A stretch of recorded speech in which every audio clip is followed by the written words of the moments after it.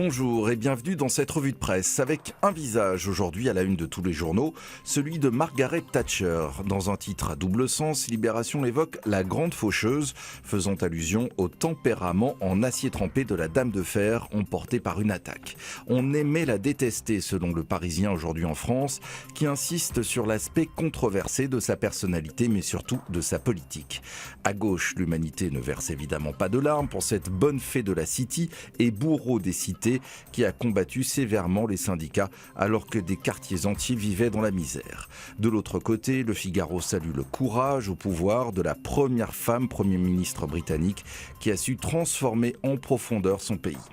Une idée relayée dans les Échos qui démontre comment le thatchérisme est toujours influent en Grande-Bretagne et comment elle a déplacé vers la droite toute la pensée politique de son pays jusqu'au travailliste Tony Blair, qu'elle citait elle-même comme une réussite personnelle.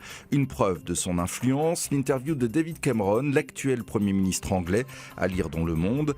Elle a été réalisée avant l'annonce de la mort de Margaret Thatcher, mais on retrouve ici un certain nombre de ses idées, comme le désir d'une Europe plus concurrentielle et flexible, alors que se dessinent de nouvelles baisses des aides sociales en Angleterre. L'autre grand titre de la presse concerne les conséquences de l'affaire Cahuzac, avec l'annonce de mesures à venir pour moraliser la vie politique.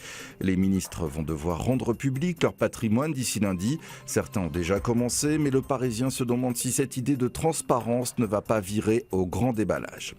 À la une du Monde également, les marchands de sommeil qui investissent les pavillons de banlieue parisienne. Après rachat, ils sont reloués à la découpe.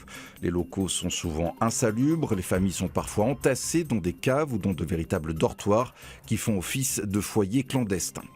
Une image et un sourire pour terminer, celui de Jean-Paul Belmondo qui fête ses 80 ans aujourd'hui. Elle est bébelle la vie, souligne malicieusement le Parisien aujourd'hui en France, qui nous explique qu'après son AVC, Belmondo va mieux et qu'il envisage même de tourner un nouveau film sous la direction de Claude Lelouch. C'est ainsi que l'on se quitte. À demain.